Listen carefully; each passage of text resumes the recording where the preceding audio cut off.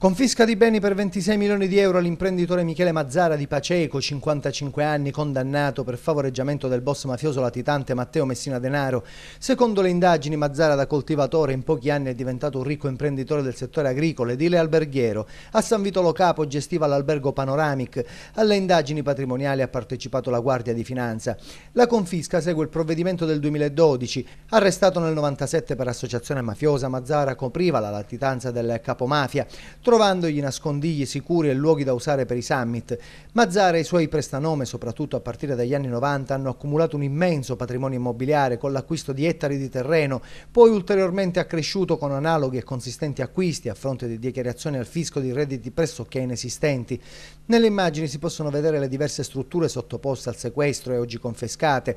Tra i beni oggi confiscati 99 immobili, tra i quali terreni per 150 ettari e alberghi, 8 auto, tra cui 2 SUV, 17 automezzi agricoli, 86 tra conti correnti e rapporti bancari e 3 società, la ASA SRL, azienda siciliana alberghiera che opera nel settore della ristorazione, la Nicosia Francesco e Vincenzo SNC, impresa edile, e la Villa Esmeralda di Salvo Piacentino Giuseppa, che fa assistenza residenziale per anziani. Il provvedimento prevede inoltre l'amministrazione controllata della Antopia di Agosta Antonella e la CISAS, società per l'acquisto e la valorizzazione e l'utilizzazione di terreni, aree e fabbricati destinati a uso agricolo. Ad accusare Mazzara ci sono anche alcuni collaboratori di giustizia come Francesco Milazzo, ex killer della cosca mafiosa di Paceco, Vincenzo Sinacori, ex capo del mandamento di Mazzara del Vallo, e Vincenzo Ferro.